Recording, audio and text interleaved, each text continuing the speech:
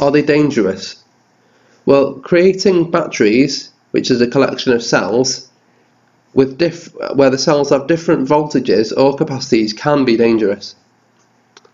So let's say you get a cell which is 3 volts and a cell which is, I don't know, 4.2 volts, and you try and charge them both together, and well, maybe let's just say they have different capacities, then you're asking for trouble. And the reason being is because one battery may be trying to draw a huge amount of current and the other cell may not be, or one of them may be at a certain voltage and the other's not. If the cells aren't balanced, you can cause one of them to overheat or the other one to overcharge or whatever. So really, cells need to be balanced properly. However, that leads me on to another point. Lithium-ion batteries usually come with something called a BMS. So if you get a laptop battery pack, for example, you'll see that it's got a chip or like a PCB with a couple of chips on it. And you could be thinking, what's that doing in here with these batteries? Well, this BMS, its job is to sort of protect the battery. But to protect it, it basically disables it. Now, this is quite an interesting thing, because to disable it, it has to find if there's some sort of irregularity. So maybe it can detect that one cell is a lower voltage than the others, or it could detect that one of them is drawing more current or less current or something like that. And if it detects any irregularity, it disables the battery. However, there's also another thing which I've learned happens, which is quite clever. It's called planned obsolescence, and it's where a manufacturer may say, well, we want to give this battery 1,000 charges, and after 1,000 charges we want it to disable for security, for safety reasons. But it may not be for safety reasons. It could be because the company thinks, well, it may be coming to the end of its life, it may be getting dangerous, so let's cut it off. But actually, of course, they want you to buy another one. They want you to buy another battery. So yeah, it's quite useful to them anyway. Are they dangerous? Continued. So lithium polymer cells swell, and when they do, it usually means that there's a problem. And you can see in the image here, you've got a phone cell here, which looks like it's been inflated. So that probably indicates that that's a faulty cell.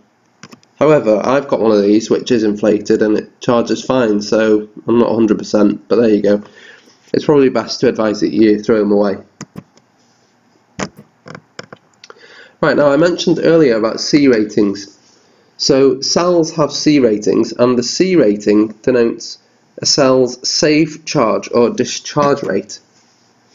So for example, if you have a cell that's got a capacity of 2,200 milliamps and a supplier says it's got a charge rate of 1C or discharge rate of 1C, it means 2.2 amps.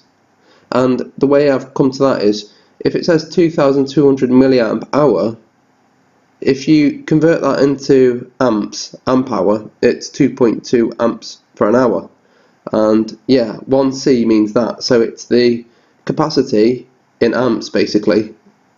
That means 1C. So if you had a battery that was 1,000 milliamp hour, its 1C rate would be 1 amp. Okay, so the 1C rate is basically the capacity of 1 hour. Yeah. And 2C would be that multiplied by 2. So if this battery here had a 2C rate, the 2C rate would be 4.4 amps. And that means how much you can charge or drain from the battery. Okay, so you've got to be careful not to exceed the C rate that it's been given. So if it's been given a maximum C rate of 1C, then be careful not to draw or give it more current than that rate. And if you do, you could either damage the battery or make it explode. Where can you buy the batteries cheaply? You can buy them from shops, of course, but they tend to be very expensive.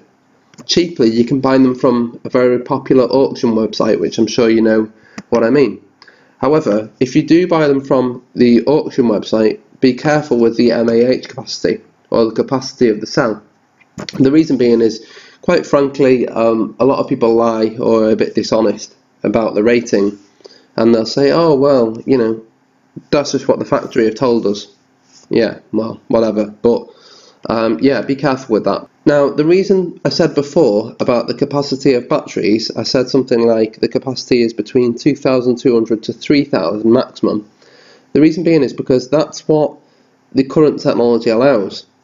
And these genuine brands, or the well-known ones, deliver cells that are within that range or that capacity. So if you get a cheap Chinese one which is claiming 9,000 milliamp hour, well, that's not right, and you can tell straight away that it's not right, because these excellent companies here who are making them can't themselves get to that capacity. So if they can't get to that capacity for their price, which is more expensive, then how can you expect a cheap cell to be able to get over that capacity?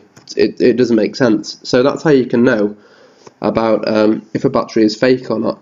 So yeah, generally speaking, if a cell is claiming to have a massive capacity, which sounds too good to be true, it probably is.